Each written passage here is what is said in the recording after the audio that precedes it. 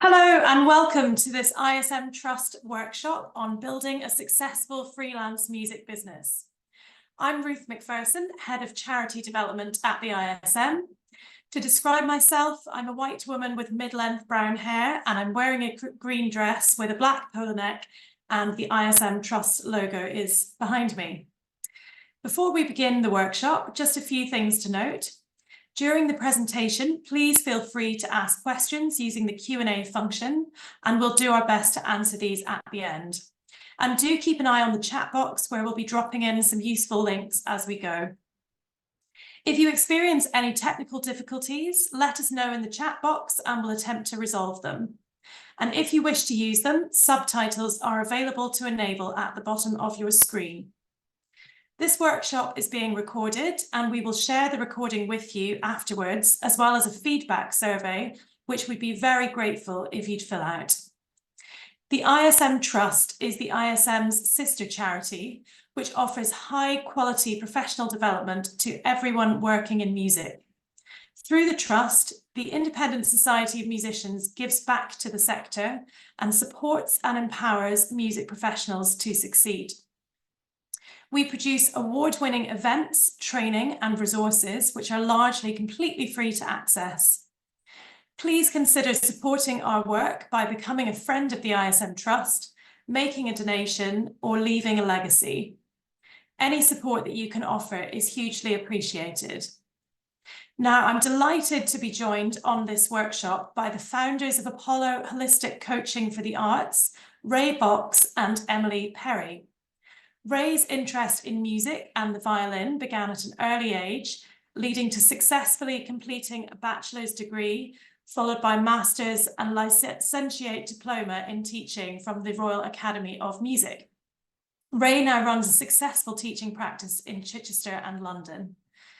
Emily started music lessons at a very young age. However, unlike Ray, she took a different direction into the world of business. Emily is a successful business owner specializing in holistic coaching. Emily has coached many small business owners and individuals to create positive changes in their lives. So now, without any further ado, I'm very pleased to hand over to Ray and Emily, who are going to share some practical tips on how you can turn your passion for music into a sustainable and successful business, overcome common challenges, and create a career that you enjoy. Thank you, and over to you, Emily and Ray. Thank you very much, Ruth. My name is Emily Perry, and I am a white woman with short brown hair, and I've got a green dress on, and I'm sat in front of a Christmas tree. And this is Ray. To describe myself, I am a white male with short brown hair, glasses, a black jumper and a scarf around my neck because it's freezing. And that's me. Yeah, so welcome along to our session today. I'm just going to share my screen with you all so you can see the presentation that we're going to go through today. So what we're going to look at today is we're going to talk to you a little bit about Apollo and who Ray and I are and what we do. And then we're going to talk you through the key stages of how you can approach your freelance career, because I think what Ray and I have learnt through sort of our work together and from working in this field is that a lot of the time, and this isn't exclusive to musicians, but a lot of the time we have ideas about what we want to do for our career, but yet the business side of things is something that we're never taught. And we might go to college or to university or to music school or, whatever that is, but actually we're never taught how we then go about and create what is essentially a business. And falling out of, music college or even much later. And we've been sort of going along as professional musicians for quite a long time and realizing that the business side of things is building up and up and up. And before you know it, can lose control. So we are going to be kind of helping you with that. Yeah. So we're going to talk you through the key areas. So firstly, understanding what your unique value is. We're going to look at networking and marketing. We're going to talk about some business essentials, and then we're going to talk about how you can balance creativity and business, because obviously as musicians, that is really important. So Apollo, a brief background of Apollo is Emily actually was a student of mine as a mature learner of piano and violin. Started teaching her, and over time we were chatting about our interests, and we got to know that we both actually had a shared interest in people's well-being, and how there's certain things missing in music college or in the business side of things, and realized that if we combine the two and we look at the opportunity of applying the business to the music background, that we can actually help a lot more people with this problem of not knowing where we're going. And it's very specific to musicians in that way, but as Emily said, it can be applied to anything. But because of my background in music and the fact that I've been doing this for a very long time, and then Emily's been doing the business for a very long time as well, we thought we'd combine the two, and then Apollo happened just like that. Yeah. So. And what we do as a business is we do coaching. So we run one-to-one sessions that help people, but we also do group training sessions as well. So that's what we do. And Ray's doing a PhD currently in well-being and musicians. And I think one of the key things, this program is about running a business, but also the well-being part of that as well. It's about how we can look at taking control of what we're doing in our careers, because that can help our well-being hugely as well. And as a musician myself, having been to music college, I had various anxieties about entering the real world, and even through years of working in the early days, my sort of levels of anxiety and my well-being was like just up and down, had no idea what I was doing from one minute to the next, and having to muddle through alone was actually quite difficult. So anyway, so that's why we're here. That's why we're here. We want to help.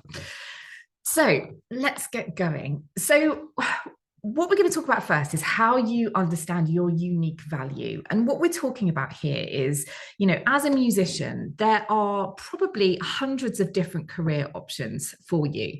And I've put up here just a selection of some of them and what they could potentially be. So we've got being a performer, performing in an orchestra or an ensemble, being an artist, teaching privately, teaching in a school, sound therapy. There are so many different options, but actually, whilst that's great in many ways, that can also be very overwhelming as well, because it can be quite tricky to know where to start, especially when we, typically we will go to music college or go to university or whatever we decide to do, with the view that we want to create our art and we want to be, creative and do that. But then the harsh reality is that unfortunately we have to kind of earn money to survive. So it's then about how you then turn your passion into a sustainable career. So first things first, it's about really understanding what it is that you want to do and where your unique value lies.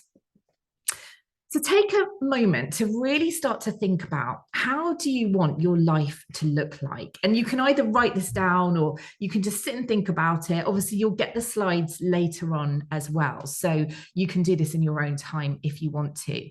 But to help you get to a point of clarity, think about, how do you want your life to look like?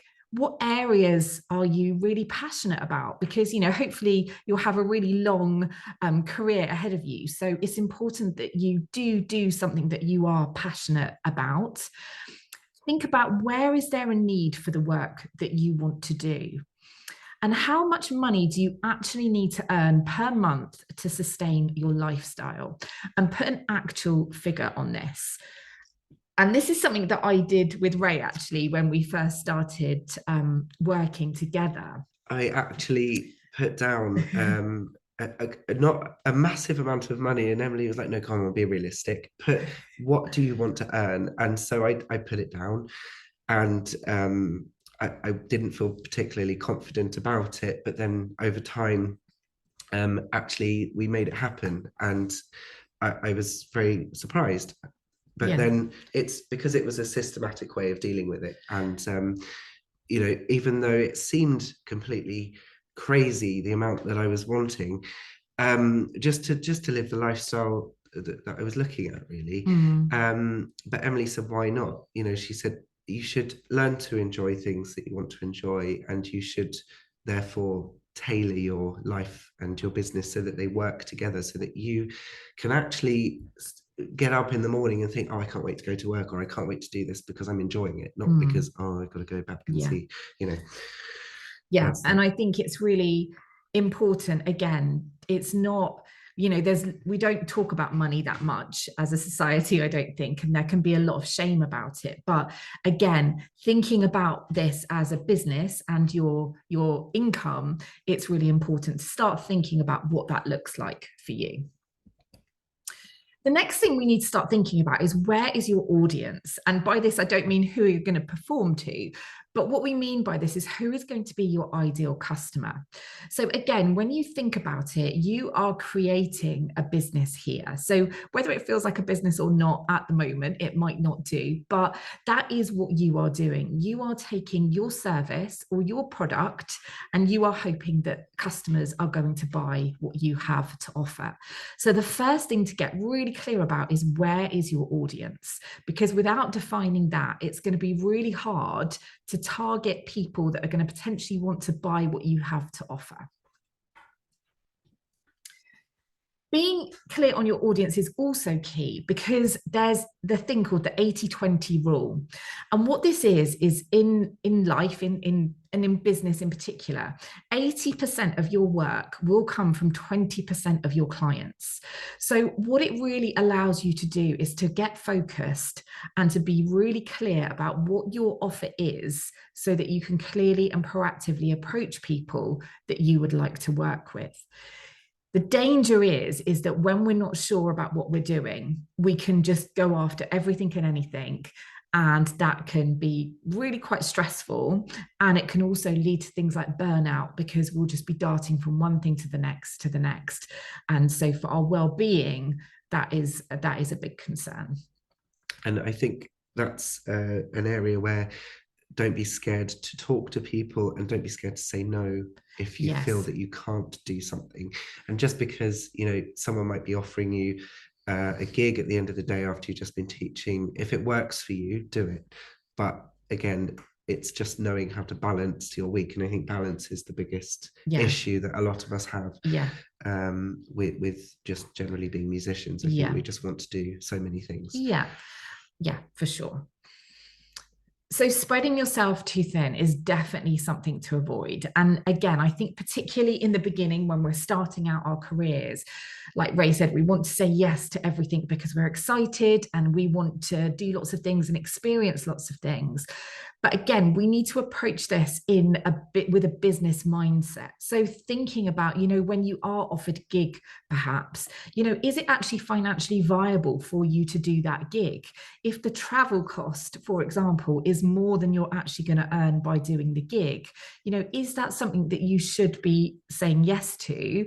Or is it that you should be focusing your attention elsewhere, where you're going to still do work that you really love to do, but you're actually going to, you know, you're going to be in profit at the end of the day, rather than spending all your money on getting to places or, you know, exhausting yourself traveling, when actually there may be opportunities under your nose that you haven't quite explored yet. So another just little bit of a time to reflect, and again, you can do this outside, but thinking about, you know, for you, what is your focus? So what do you really want to focus on? Who are your audience? So who is going to be buying your product or your service? Where can you adjust your focus? So if you feel that you're a bit off at the moment and that you're doing too many things, where can you just tighten that up? And where potentially are you spreading yourself a bit too thin? So take some time to really reflect on that, either now or afterwards when you have the slides. Okay. So the next thing we're going to start to look at is marketing and networking. And again, when we go freelance, we go from being a musician who is an expert in our field and we know exactly what we're doing, to all of a sudden having to become a business person overnight and being able to understand marketing and networking. And I know for myself, that was completely terrifying when I first started out in business. And I know you felt the same, didn't you? Yeah, so when I first started out, I was kind of thrown from being in central London to a very sort of out there village in the middle of nowhere. And I had no idea what I was doing.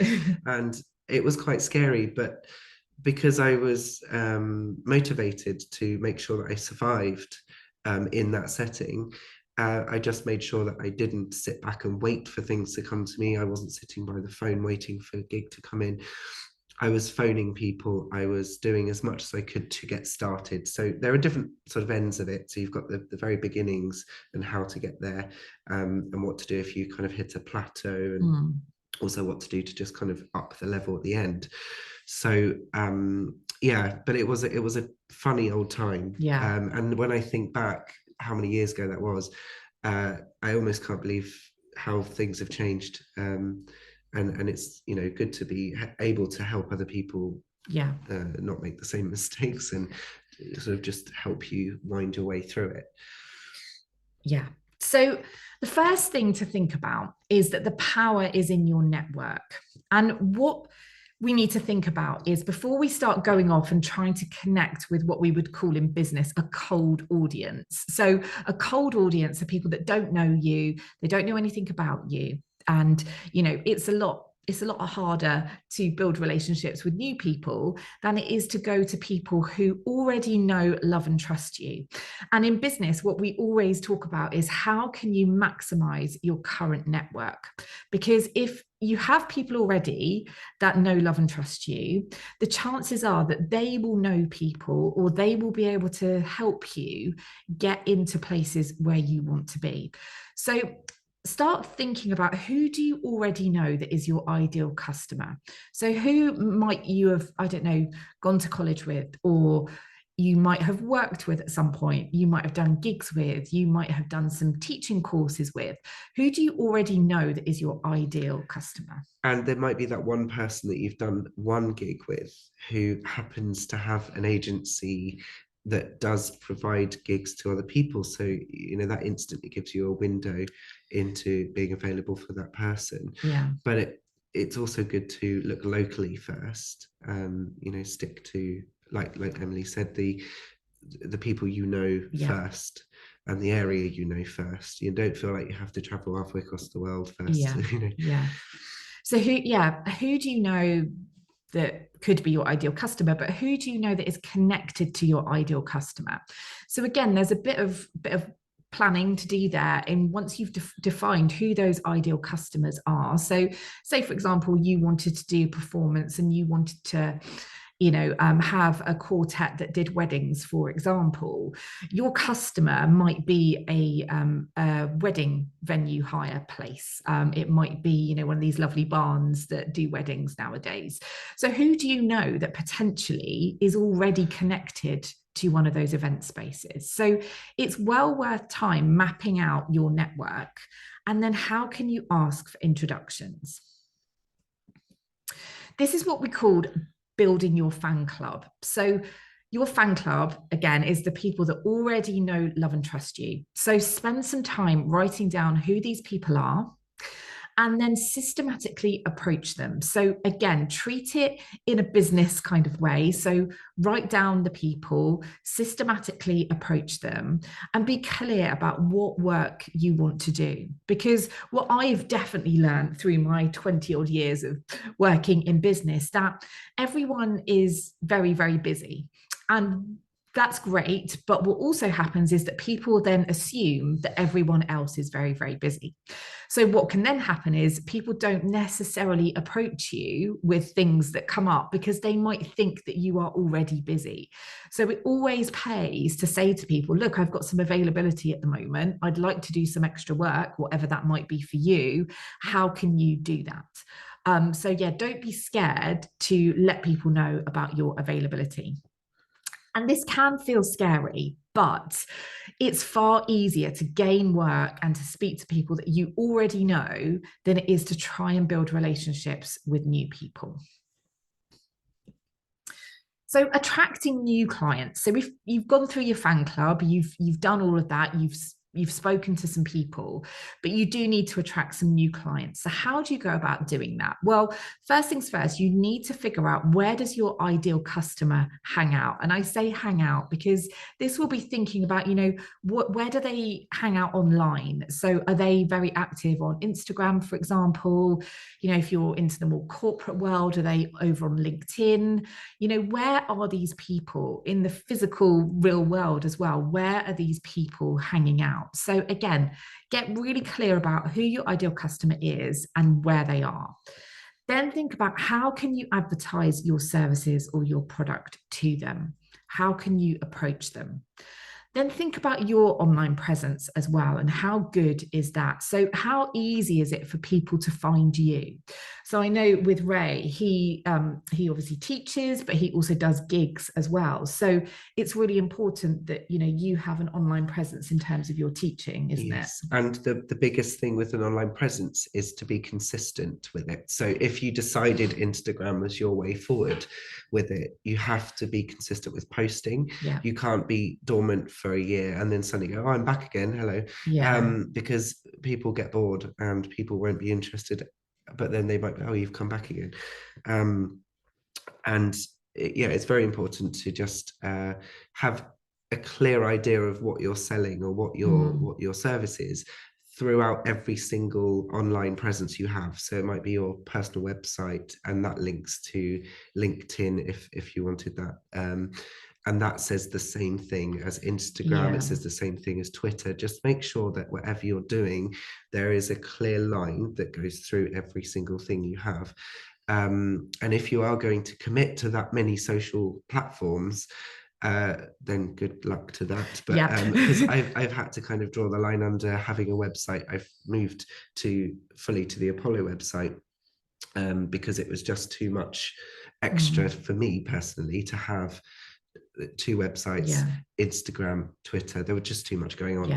So plan out what you need and what works for you, and where are the people in the field that you've chosen. So if you're wanting to go and sit in for example, the West End orchestras, make sure that you're kind of in that area where they are as well, and you're connecting with the right people. Okay, so think about the names of maybe 3 people who already know, love and trust you, and think about how you can ask them either for some more work or maybe ask for a recommendation.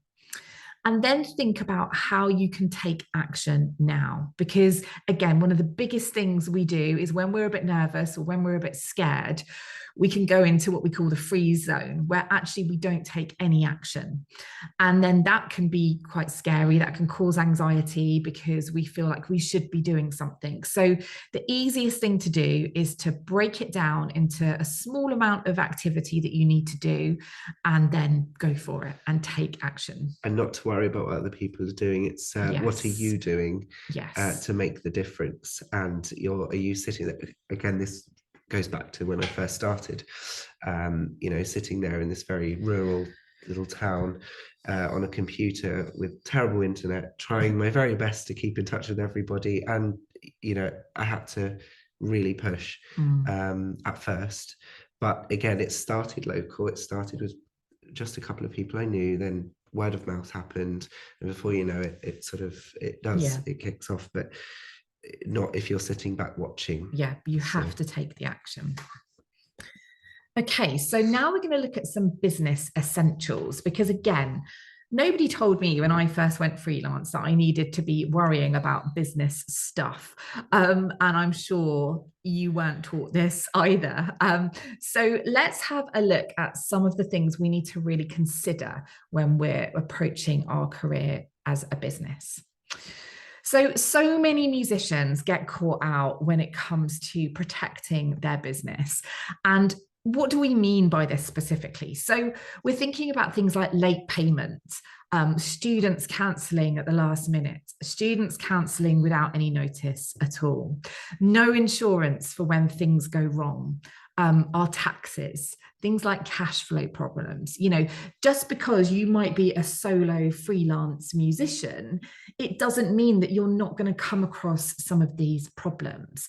And I know that when Ray and I first started working together, you know, one of the big issues for him was that, you know, students would pay late. They would then cancel at the last notice and expect you to either refund their money or to reschedule them at another time. And then that would then have a knock-on effect. So that then has cash flow problems. So, you know, you've got rent to pay, you have bills to pay, all of that stuff. It then becomes really stressful. And this is where it can have such an impact on your well-being, because, you know, being stressed and worrying about money is one of the worst things that can happen, really. Pretty much to anyone, but musician, when you're freelance, it's very, very stressful. But I have, going back to what you were saying about students cancelling at the last minute, it kind of came with the understanding from their parents or carers that they didn't have to pay for that missed time when that's your living. And it's very important that, you know, you go home knowing you've earned the right amount of money. And so one of the biggest things that I actually did quite a few times was get in touch with the ISM, who supported me throughout all of the late payments or the non-payments and people refusing to pay, realizing they have in fact signed a terms and conditions. And this is a very important thing, is the terms and all of these documents. I think this is coming up. Might be on the next slide. So but yes, so so here we go. So here are some of the essentials that we have. So if you're teaching or if you're doing any other engagement with people, make sure that you've got really good terms in place, and don't be scared to use terms, because I think sometimes it can feel a bit scary that, you know, all of a sudden you're being this serious business person and you're presenting your terms. But they will treat you with respect if you do. And I think one of the issues that we see with musicians is that people can view it as a bit of a hobby, and they might look at what you're doing as a bit of a hobby. It's just for fun, you know, and with that comes the lack of respect from their part. So for example, you know, if you do a gig for someone, they might feel, oh well, you know, they're just doing it for fun, it's not their main career, it doesn't matter when we pay them. And equally, you know, students as well, you know, they might think, oh, well, it's just a hobby for my child, but actually they're not considering the impact that that is that person's income. So don't feel bad about having terms in place. And the ISM have great templates that you can use. So 100% use those. I use that myself. And ever since I started using it, I've had fewer issues. And because obviously the ISM logos at the top as well, they see it as an official document, so they're not thinking it's a hobby document, you know. It's nothing like that. So it does make a difference. And then make sure your terms are really clear around things such as cancellations, reschedules, all of that stuff. Make sure it's clear, because it's going to save you some really awkward conversations and missed payments at a later stage. Another thing to think about is make sure you send out proper invoices as well. So not only does that make you look professional, and again, it gives you that sense that this is a professional career. And again, it's not just someone doing a bit on the side. You can download invoice templates on Canva for free, or if you're a bit more established, we use Xero, for example, which is an invoicing and finance system. But again, you don't have to pay out for these things. There are plenty of free templates out there, but it's really important to set your boundaries really clearly when you start. Don't be scared to chase payment either, because again, I think sometimes we can feel a bit awkward and it feels a bit yucky, doesn't it, when you have to chase for payment. But ultimately, you have provided a service, whatever that is that you're doing, and therefore you deserve to be paid for what you have done. And on time. And on time. Don't be afraid to say no and put boundaries in place for repeat late payers. And again, I know when I first set up in business, this was something that used to absolutely crucify my business, was people that regularly didn't pay me on time, but I kept working for them. And what I would say is that people that do that, they will keep doing it until you say no and you withdraw from them. So don't be scared to do that. This has happened to me quite a lot as well. So, Yeah. you know, I'd keep going to people's houses to teach them, realizing they owe me 2 months worth of payments. But now I am much better at these things, again, because of the things we do. And I don't go. Yeah. If they haven't paid for that many weeks, Yeah. it's not worth it. No. Um, And the other thing to do as well is to check what insurances you need as well. So again, if you're going into people's homes or if you're going into public places, then the chances are you're going to need some indemnity insurances. So the ISM. Yeah, the ISM includes, the membership includes public liability insurance, which has been really useful anyway. And it actually is amazing that they provide this, because it's so expensive outside of that. To buy it separately every year. So having an ISM membership is really fantastic, and it's nice that we all have that here. Yeah. So other things to think about. So make sure you're putting money aside for things like your tax. So again, it's something we're not taught in school. You know, nobody teaches us how to budget for things like tax or put money aside. So make sure you're starting to think about that when you do start earning some money. One thing I would say is, if you do get yourself into a pickle, and it happened to me many times when I first set out, because I really didn't understand how to do this, is that HMRC are actually extremely helpful if you do get yourself into a bit of a pickle with your tax. The one thing I would say is, don't bury your head in the sand. So if you're worried, if you think that you can't pay your tax, you haven't quite put enough aside, give them a call and they will definitely help you. So yeah, just be really proactive with this stuff, and it will really help your overall well-being and just reduce your stress as well. It's always really good to try and have at least 3 months of outgoings put away in savings for if things go wrong. So, for example, when COVID happened all that time ago, I was in a position where, thankfully I had put a little bit of money aside to live on, because all my work stopped overnight. And, at that time, we didn't know about what would happen. We didn't know that there were going to be some schemes in place. But, the reality is that none of us really know what is around the corner. And as a freelance person, how long could you survive financially if you couldn't work due to sickness or, ill health? There are lots of insurances out there that you can pay to protect yourself. They can be quite pricey, but again, as you get more established, this might be something that's worth looking into. So things like income protection insurances, there's lots of different insurances out there that you can protect yourself with. The other thing I would say as well is, make sure you do use an accountant or ask for help with your taxes, because even though it is an outlay to begin with financially, it will definitely save you money in the long run. Because one year I thought, oh, I'll do it myself, and I did my tax return myself, and I ended up paying a lot of extra money because I'd put something in the wrong box. So, and an accountant will also check that you're putting the right stuff into the expenses as well, because I know a lot of musicians, or people in general, are a little cheeky with what they put on them sometimes, and it can be a bit of a mess. So just so you have to be careful. Yeah, definitely. So yeah, it pays to get a bit of advice with that for sure. Okay, so the other thing I just want to talk about is planning. And I'm a real stickler for planning, because as someone who is naturally a bit more creative and a bit more, I like to go with the flow. I don't love having a plan, if I'm completely honest. However, as someone who is naturally quite anxious, I know that without a plan, I tend to go into a bit of a panic zone. So for me, what I like to do at the start of every year is to just create a plan for the year ahead. So I like to think about, actually, what do I want to achieve this year? So what does that look like for me? Where is my focus going to be? And how am I then going to go about doing this? And having a clear plan that you can then break down into 90-day chunks, it's going to help reduce the overwhelm for you, because you're going to know, right, instead of thinking, oh, I should be doing this and I should be doing that, you're going to break it down into manageable chunks. It's going to increase your success and overall your profits as well, because the action that you're going to be taking is really focused rather than sort of faffing about here, there, and everywhere.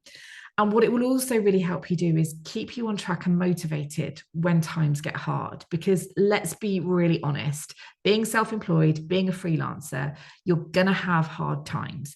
And anyone who says otherwise is a big liar.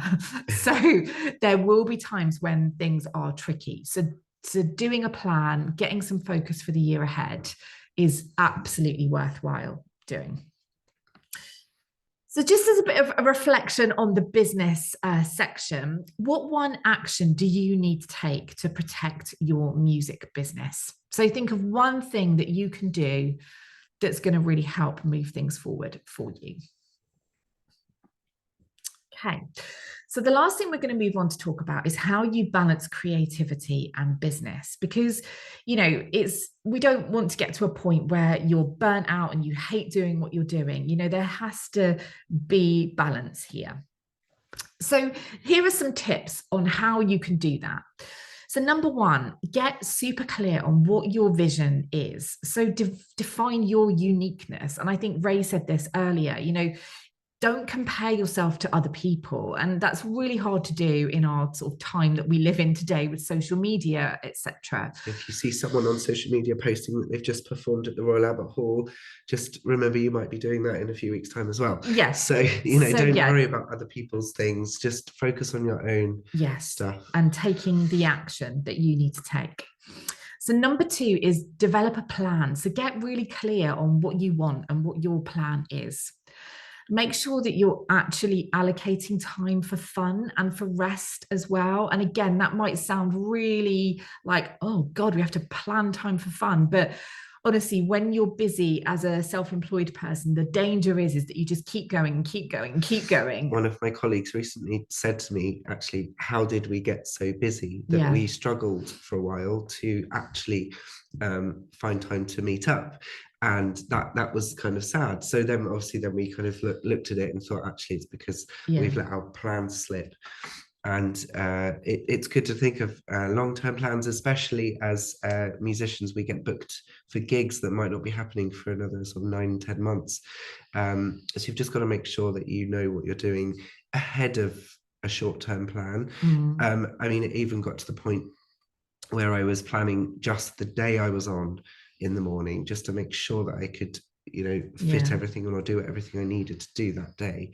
But I knew how it was going to affect the rest of the week and the month as well. So get on top of your finances, super important. Have a consistent approach to marketing and networking. Sorry. Seek professional advice when you need to. Embrace the learning curve and be prepared to tweak and change. And remember why you started. I think this is always really important. Like when we're having a bad day or a bad month or, you know, a bad week, keep going back to why you started, because, you know, it can be easy to get caught up. And if we go back to that, it can be super helpful. And also equally as important as working on all the business stuff is working on your mindset as well. And that's absolutely key. And try not to spiral. Try not to do that. And never be alone with it either. Yeah. And go back to seeking an advice professionally or even with your friends, just sort of trying not to just be alone in the whole thing. So we just wanted to share with you a few, you know, bits about how we can help at Apollo. So we offer one-to-one coaching. So as well as, you know, the courses that we do offer one-to-one support with people as well. In January, we're launching a 4-week live online course called Empowering Early Career Musicians in Business. So it's going to be over the course of 4 weeks, and we're going to dive deeper into the topics we covered today, but also work with you to implement your learnings, overcome any blocks that might come up for you, and then help you take action, which is key. So with the work that we do with ISM, we are able to offer ISM members a discount. So you would receive a £50 discount. There are two packages available. So there's a standard package and there's a VIP package as well that does include some one-to-one coaching. We have payment plans available as well. So all the details are on our website, which is there, and you can see that in the slides. And there are the discount codes there as well, if you wanted to take advantage of those as well. Okay, and this is just a little testimonial from somebody that did one of our courses last year. So yeah, we just thought we'd include that to show the impact that they can have. Okay, so on to the Q&A. Fantastic. Thank you so much, Emily and Ray. It's been great hearing all your tips and tricks. You covered a huge amount there. So thank you very much for that. We've had various questions, lots sent in advance and a couple submitted live. So do please continue submitting your questions. We've got about 20 minutes to get through those. So we'll try and get through as many as possible. So firstly, Rita asked, what is your recommendation in terms of charging at the beginning of your career, especially when you're working with people that you already know? Mm-hmm. Do you recommend unpaid work in exchange for experience? I feel with that, actually, I'm going to be very blunt and say no. Very blunt. Yeah. Your service is worth something. And I think one of the things I did when I first started out was look at the local rates from Musicians Union ISM. There are recommendations for the area that you live in. I never undervalue yourself because you have worked very hard to get where you've got to. And so it's worth what you think it's worth. And I think, often I get the feedback that, oh, you should charge more and things like that. But I feel that what I'm charging is fine. So yeah, I think never do things for free, even if you know them, because I've done weddings for friends and I still do charge because it's your time that you're using. That was again an Emily thing. Well, also I read something really interesting on this exact topic the other day, and it was like, how do we feel about mates rates when sort of in business? And actually, when you think about it, people that you already know and that you have a relationship with, actually they should value you enough that they want to pay you and they don't expect you to do things for free. So I think it's just about being really mindful of what it is that you're doing and just not getting yourself into a situation where you are working for free, because I did that at the start of my career. And it's very tricky to then reverse out of that. So yeah. Now there are ways of when you're teaching, you could, for example, I offer the first lesson free as consultation, but I've got into a position to be able to do that. But again, you don't have to feel that you have to do anything for nothing. You can be a little brutal sometimes. It's fine. Yeah, that would be the ISM's view as well, is not to do work for free. And thank you, Ray, for mentioning our teaching rates. So I think Ella's going to pop a link in the chat to our teachers' fee survey results, which give you some guidelines on what people charge for their teaching work around the UK, which can give you a bit of a benchmark as to what others are charging. We had another question. There's a few questions about money and how you make money as a freelancer. Another one was, how much time should I expect to put in before I can pay myself from work in music? And this is from someone who wants to start an events or a promotion company. I think it's, it really is how long is a piece of string, in that respect. It very much depends on the practicality. So how long can you realistically afford to not earn anything from what you're doing? And there's absolutely nothing wrong with starting off, working, doing some paid work, and then building up what you're doing in the background. And I know that's what I did when I first went freelance. I was doing it in the evenings and at weekends to get myself going, because I wasn't in a position to be able to quit my job and go freelance straight away. So I think it's just again, working back from what you need. So what do you need to earn? What is going to sustain your lifestyle? And then work back from that and work out how you then do it. Great, thank you. This one is also quite broad. What's the best way for me to earn money from my skills beyond just charging per hour for one-to-one tuition? I mean, obviously there are kind of endless possibilities there, but what would you say to that person? I think it's about thinking, yes, that, you know, when you're charging one-to-one for, you know, the hourly paid work, it does, you know, it can limit you in terms of how much you're physically able to do. So the next thing to start thinking about is, well, how can you offer what you do to a wider audience? And then potentially look at, you know, could you do things on a group setting? So you can offer what you do to a wider audience of people so that you can charge a bigger fee on that. Again, going back to what we were saying earlier, start with the people you know. An example would be a number of my students have just started working together as a group because I wanted them to meet each other. I also wanted to get them working together. Yeah, that's a really good one, is group work. Yeah. Or if you want to, I don't know, start going into schools or, you know, colleges or anything like that, because then you have not just one-to-one, but you could also expand through. I mean, there's a number of ways of that. So that question, yeah, it's quite open-ended, but we could explore that one further.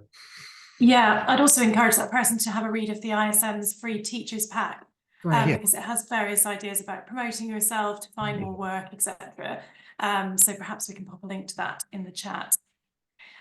Next question, do you have advice on how to charge for large piano accompanying jobs, such as a diploma exam, when the repertoire is unfamiliar? That's quite a specific one. Any thoughts? Yes, so this has come up a lot actually with people I work with, and it's really, you put in a lot of time again for the work. It really depends on how much you value your time next to, you know, so you've got to practice, you've got to do a lot of practice, a lot of work by yourself. So I would look at the amount of time you're spending on it, or how much time you would need, and again, be honest with your client and say, you know, it's going to take this number of hours to do. I would recommend working with I don't know, the person I'm accompanying for this many hours, or however long you want to, and then put a price on that. But don't, again, undervalue your time, because it takes ages. Yeah, and what I was going to say is you could work out, you know, what your standard hourly rate is, and so you have that time that you are actually physically doing the playing, and then you work out how much prep time you need and build out almost like a package on that basis. Great, thank you. We've had quite a few questions about careers and freelancing. Somebody asked, how will you know when you're ready to go freelance? It's a good question.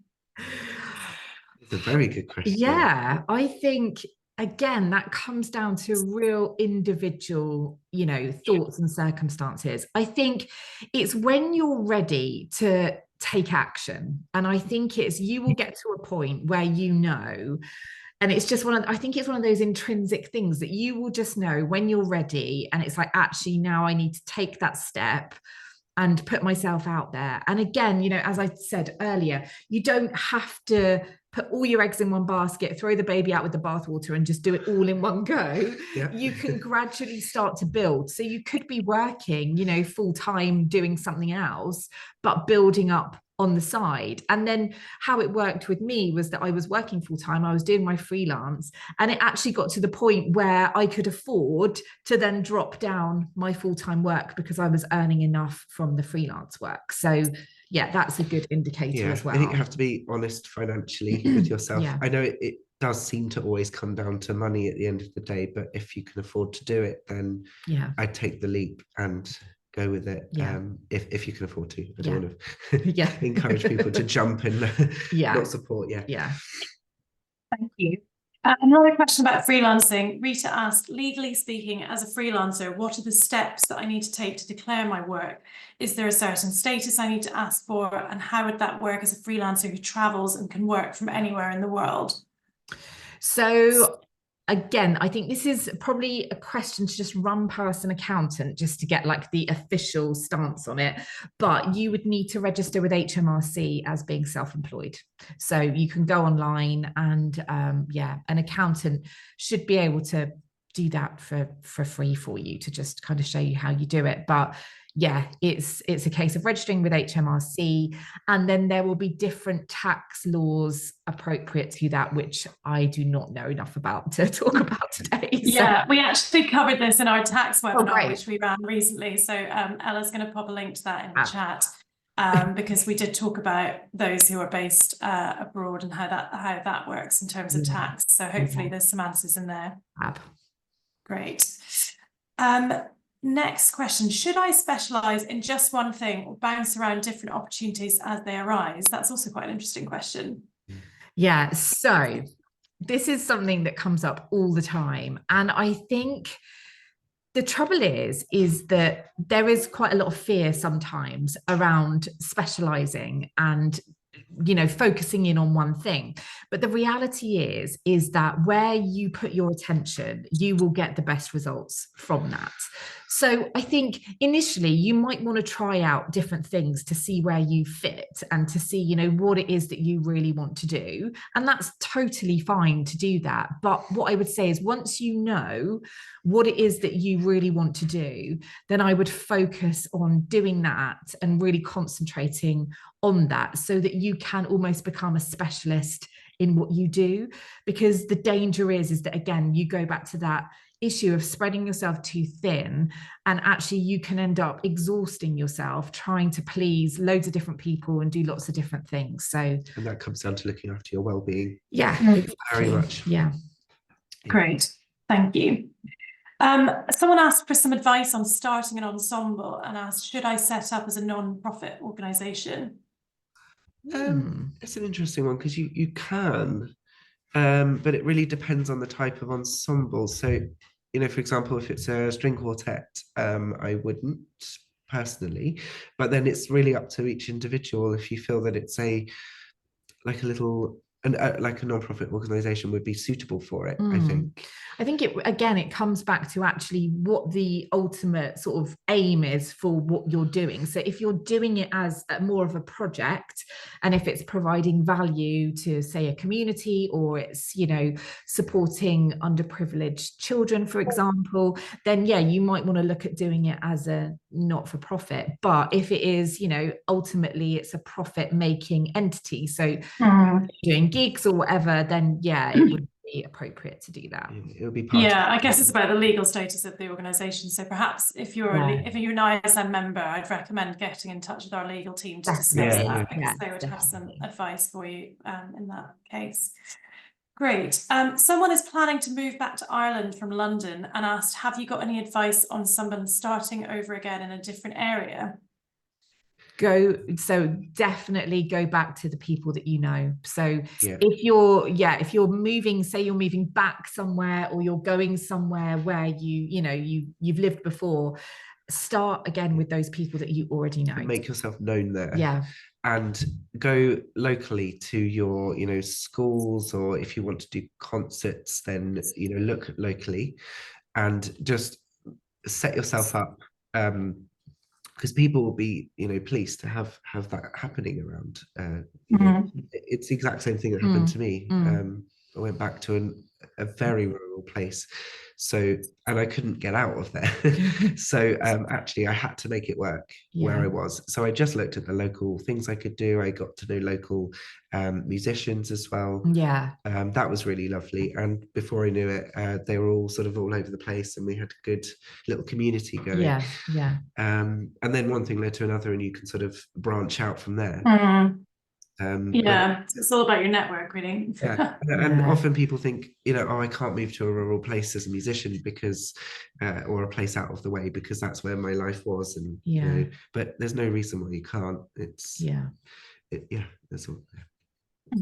Thank you. Well, we have a couple of questions on networking and promoting yourself. Someone asked, what are some ways to make the networking process more natural for someone who struggles socially? I think that is quite a common concern, isn't it, for those of us who don't feel comfortable with networking? Yes, I have big fear going networking. I'm not going to lie. I think, it's again thinking about where your strengths lie as a person. So if you're a naturally more extrovert person, then you're probably going to enjoy going to networking events and talking to people. I love talking he to loves people. it, whereas I'm just really awkward and find it really difficult. So again, for me, it's about finding where I network more comfortably. So for me, it's actually online. So I do a lot of my networking online. LinkedIn is kind of where I tend to hang out, but I've built a community and a network online because that's what I feel more comfortable doing. Whereas you face-to-face stuff. Yeah, I find face-to-face really good. And again, this actually comes from a person who would not say boo to a goose when I was young. I was terrified of everything. I wouldn't even go into a shop and pay for something because I couldn't even talk to the person behind the counter. And now I'm, if you want something, the only way to do it really is by going and getting it. But if you're not comfortable with that, you can arrange to talk to face-to-face talking. You can arrange to talk to someone one-to-one. You don't have to go to suddenly talking to hundreds of people at once. You can start with one or two people. You can go for coffee. That always takes the edge off a little bit. Just keep it informal as well. Because we've had to meet some people informally as well, and we've gone for coffee and just made it nice and chatty, and that way you get to know the person rather than it doesn't become too official, and then you get into the businessy side of things after that. Great. Nazeem also said, I'm afraid of showing myself in online platforms, especially Instagram, as I often feel I don't want to show off. How much do you think it's important for progressing your business to have a social media presence? This is something I have massively battled with myself, because I felt exactly the same and I just couldn't bear the thought of putting myself out there. But I would say, again, it really depends on what you want to do. But if there is part of what you do that does require people to get to know you, so as a coach, for example, I need people to know who I am and know what I'm like as a person. So I have to put myself out there online. But what I would say is it's one of those things that when you start doing it, start small and just regularly do things. And actually what will happen is over time, it will just become less scary and you'll just do it. And when you start to get some positive results from it as well, it will just feel like it is worthwhile. But again, if it truly exhausts you and if it truly is not good for your well-being, then there will be other ways. It's just thinking about where does your audience hang out and how can you get in front of them in other ways. And start small, start with friends. Just work with people around you. And actually, if you want to be online and you feel that that's really the path you need to take, you don't have to do that alone either. You could be like we are right now, just sat in front with two people. If it helps take the pressure off, if you want to network, you don't have to be alone ever. Thank you. We had a question about what the best way is to advertise an up-and-coming release. And actually the ISM has a how-to guide on this for members. So if that person is an ISM member, we're going to pop a link in the chat and you can have a read of that. But do you have any tips on advertising new releases? Well, Spotify is a really fantastic thing, but I think going social media into all of the different parts of social media is really the way forward in this climate, I think. And again, thinking about who's your audience, who do you want to get in front of, who do you want to listen to your music? It'll only take one person somewhere to hear you and suddenly it kicks off. Actually, you could send it around privately to people, just send it to people that and get them to share it as well. I think it's sort of like community sharing tends to be the way, doesn't it? It's sort of send it to friends. We all know quite a lot of people, so that seems to be a good way. Great, thank you. I think we've probably got time for 2 more questions. We'll try and be really quick. So one about your courses. Does Apollo run courses for those other than music teachers, such as writers or composers? Well, so Yeah. with our courses at the moment, so the course that we're going to be doing, it's not specifically for teachers. It is covering all of the business essentials. So what we will do is, it is a generic course. So you don't have to be a teacher. It's more just the business approach to that. So it can it would apply be to appropriate. artists, it can apply to composers. It's broad. It's very broad. So it will cover all of the different labels of music, I guess, or artists, all sorts. Okay. And then a question on AI. Do you have any tips on how best to utilize AI as a freelancer, and what AI apps do you recommend, if any? So interesting. So I think AI is such a huge kind of minefield within itself, and I think where it's so untested, and we don't have any kind of things that we would recommend. So maybe I would ask ChatGPT what it thinks.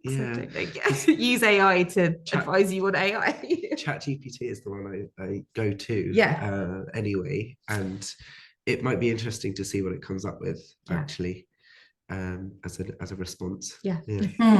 That's a good idea. I'd probably do that too.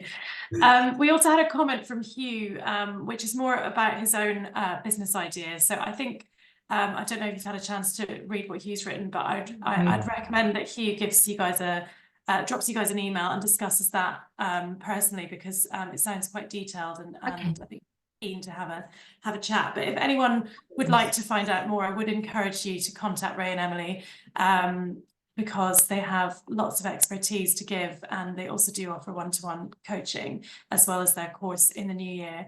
So I think we're unfortunately out of time. I'm sorry if we didn't manage to get to your question. We had lots of questions today. I just want to say thank you very much to Ray and Emily for that extremely insightful session on building a successful freelance music business. You covered a huge amount, so well done. And thank you to all of you for joining us. I hope you found the session informative and useful. And if you have any further questions, please do email us on inquiries@ismtrust.org, or get in touch with Ray and Emily at Apollo Coaching. And please also fill in our post-workshop survey, which you can find in the chat, and it will also be emailed out to you afterwards. We really appreciate your feedback. It helps us to improve our services and offer more free professional development to musicians.